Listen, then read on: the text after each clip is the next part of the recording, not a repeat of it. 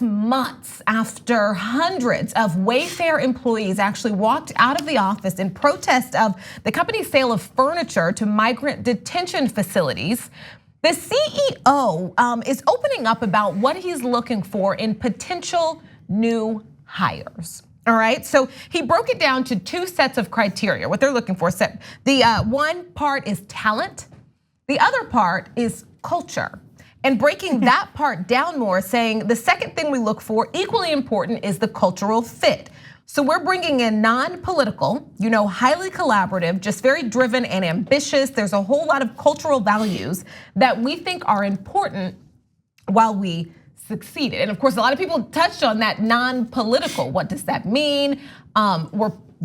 Is this a direct hit at the hundreds of employees that were frustrated by something that only some contend is political, the treatment of people at the border? But Business Journal actually published, a story about his comments, specifically the non-political comment that he made, and the company immediately pushed back. Okay, they put out a statement that says this: our CEO's comments from the event were misinterpreted and inaccurately positioned in this story. We seek employees who are collaborative and focused on positive interaction in the workplace. He was in no way referring to politics at large. Our culture, of course, welcomes and respects all viewpoints and perspectives, and we are proud to have employees that engage in the greater community. So which one is it? Because you say one thing and then your statement that's more well thought out and more business friendly says the other. Right. Now we know how this generally works. In general, I'm sure there's many companies that aren't like this, that are open about making sure that they tamper down people's opinions and views. You're okay with people having points of views because you can't control that. It's wherever they came from, it's whatever they believe in, it's whatever affects them. You just don't want them to talk about it. Don't do anything about it, don't be actionable with it. Now, they also mentioned that very well thought out response. We don't mind if they do something in the greater community, not within this smaller community, within this business. Because if you start talking about what we do here, that's gonna be a problem for us. It just makes it easier on a company to just not have to deal with it. That's honestly the bottom line. We don't care where you come from, just please shut up about it. Don't talk about it, because then we have to do something to actually conform to any kind of normalcy, or even having to care about other people within our society. We just wanna be this entity that just moves through without thinking.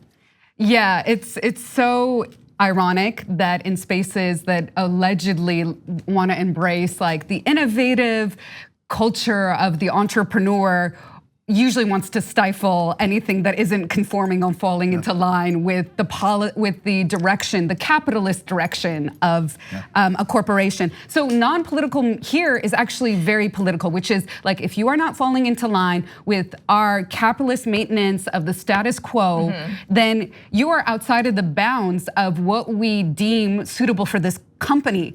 And again, it is really bizarre because the idea of somebody who is incredibly talented or smart or an outside of the box thinker is usually somebody who would be dissenting, somebody who would be critical, and you actually need that to grow a company, businesses and ideas. And it's bizarre that they should see it, and the CEO should see it as a disadvantage to his company. But again, if you are potentially challenging a capitalist motive, then you are seen as a threat.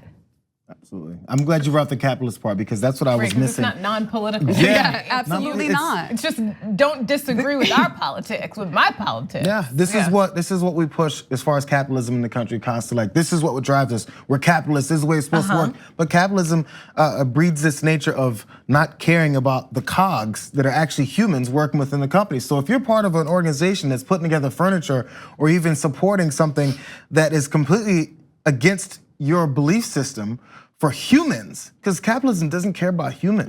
They don't care at all. In fact, those get in the way. We need I forget the term to use, we need talent and people with a cultural fit. The culture means we need to take pictures of you to make sure that we show that we have this multi-diversity here. And then once you have your multi-diversity for the pictures, so we can attract more people to make more money, that's the only reason to have multiculturalism in this event. Not for you to speak up and tell us about your culture and how we can be more inclusive. That doesn't get us any extra money. In fact, it loses some for us. Right, and to align with an administration that clearly has a very divisive policy around migration and immigration, that is a political choice. So So aligning with that is making a political choice too, as is not aligning with it. So again, just trying to subvert the voices that could challenge the bottom line that's what it seems like they want to try to do here. But they feel like, I'm sorry, Brooke, you're never gonna get to see it. No, it's okay. So it's no matter who it is. So it's a matter of making money based off of power. I'm gonna come up with a random analogy or an example of what could happen. In this case, furniture was being made for detention centers where they're mistreating humans and treating them like they're animals. So if the case was some lib president was in and an administration was in that's putting together houses for the homeless or just under-resourced communities, sorry.